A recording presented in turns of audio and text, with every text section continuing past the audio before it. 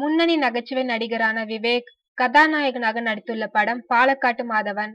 இப்படத்தை எம். சந்திரமோகன் இயக்கியுள்ளார். எஸ். சஜீவ் இதனை தயாரித்துள்ளார். இப்படத்தின் பாடல்கள் வெளியீட்டு விழா சத்யம் திரையரங்கில் சமீபத்தில் நடைபெற்றது.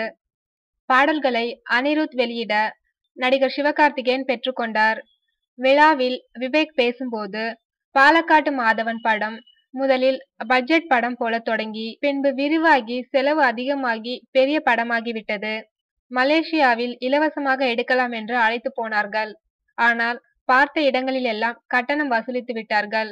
இதில் வரும் விலையுயர்ந்த கார்களுக்கு கூட லட்சக்கணக்கில் வாடகை கொடுத்தோம். எனவே பட்ஜெட் அதிகமாகி செலவு பெரிதாகிவிட்டது.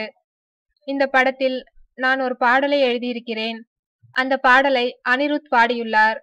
ஒரு காமெடியன் கூட ஜோடியாக நடிக்க எல்லா நடிகைகளும் தயங்குவார்கள். ஏதாவது சாக்குப்போக்கு சொல்லி தட்டி கழித்து விடுவார்கள். நடிக்க மாட்டார்கள். நடிகைகள் எல்லோருமே தங்கள் வருங்கால கணவர் எப்படி இருக்க வேண்டும் என்று கேட்டால் நகைச்சுவை உணர்வு உள்ளவர்களாக இருக்க வேண்டும் என்று பேட்டியெல்லாம் கொடுப்பார்கள். ஆனால் காமெடியே வாழ்க்கையாக உள்ள, சிரிக்க வைப்பதையே தொழிலாக கொண்டுள்ள ஒரு காமெடியன் கூட நடிக்க மட்டும் வரமாட்டார்கள். ஆனால் என் படத்தில் என்னுடன் நடிக்க சோனியா அகர்வால் சம்மதித்தார். அதற்காக சோனியா அகர்வாலுக்கு நன்றி கூறுகிறேன் என்றார் நடிகர் விவேக்.